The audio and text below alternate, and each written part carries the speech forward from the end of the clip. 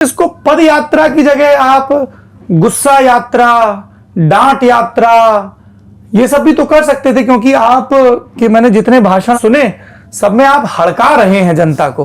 पद यात्रा इसलिए है कि चाहे हड़का रहे हैं या समझा रहे हैं, कर तो पैदल चल के ही रहे हैं, इसलिए मूल तो पद यात्रा ही है।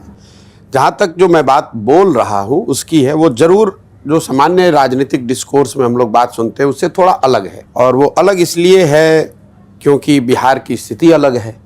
हम लोग पिछले 40-50 साल के सारे प्रयोगों के बावजूद, समाजवाद की ज़मीन होने के बावजूद, कर्पूरी जेपी की ज़मीन होने के बावजूद आज देश के सबसे गरीब और पिछड़े राज्य हैं। बिहार से बाहर जाने पर बिहारी कहे जाना ही एक अपने आप में गाली बना हुआ है।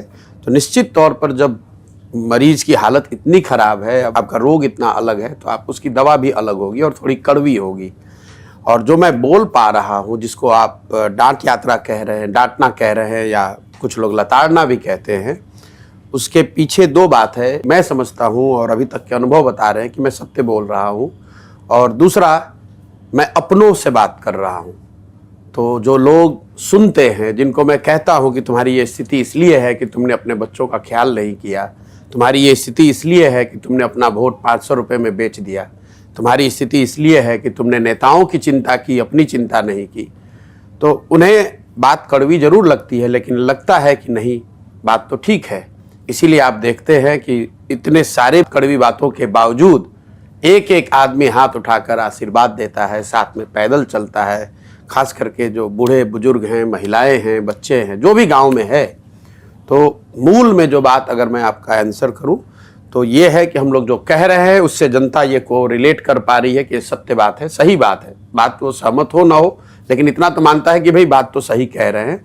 और दूसरा, मैं उनका अपना हूँ, वो मेरे अपने हैं, मैं इसी मिट्टी में पैदा हुआ हूँ, और मुझे लगता है कि मेरे अपने हैं। अगर मैं उनको नहीं जगाऊंगा, मैं उनको कड़वी बात कह के नहीं समझाऊंगा, तो दूसरा कोई कहेगा नहीं। मैं बिल्कुल अलग भाषा का इस्तेमाल कर रहा हूँ, और अभी तक का मेरा अनुभव है कि जनता उसको वही सुनना चाहती है, और सुनकर कम से कम एक आत्मचिंतन का दौर उनके मन में शुरू हो। यही इस पदयात्रा का उद्देश्य भी है।